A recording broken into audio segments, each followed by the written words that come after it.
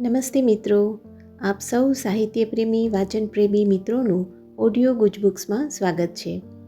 અત્યારે આપણે વાંચી રહ્યા છીએ વર્ષના પ્રત્યેક દિવસ માટે એક એમ 365 સુંદર સંદેશાઓ સાથેનું આ અદ્ભુત પુસ્તક ઉઘડતા દ્વાર અંતરના. જાન્યુઆરી 26. જૂનામાં ગરકાવ રહીને તમે નવાનું સર્જન કરી શકો નહીં.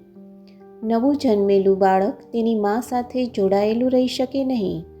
એ બંનેને જોડતી નાળ કાપી જ નાખવી જોઈએ, જેથી તે અલાયદી હસ્તી બની શકે. આધ્યાત્મિક જીવનનું પણ એવું જ છે. એકવાર તમે આધ્યાત્મિક માર્ગ પર પગ મૂકો અને આત્માના માર્ગોએ જીવવાનો નિર્ધાર કરો કે તમારે જીવનની જૂની રીતને સંપૂર્ણપણે તિલાંજલિ આપી દેવી જોઈએ. તમે બેઉ જગતમાં પગ રાખી શકો નહીં. પસંદગી તમારે કરવાની છે.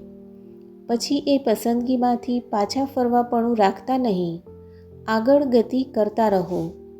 એમાં જ્યારે તકલીફો ઊભી થાય ત્યારે તમને કદાચ જૂના મજાના દિવસોની ઝંખના જાગે અને પાછા જવાનું મન થાય, પણ આ જીવનમાં પાછા જવાપણું નથી.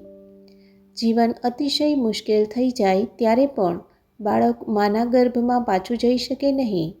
મરઘીનું બચ્ચું એના કોચલામાં કે પતંગિયું એના કોશેટામાં પાછું જઈ શકતું નથી. જીવન પાછા પગલે ચાલી શકતું નથી. એણે હંમેશા આગળ જવું જ જોઈએ.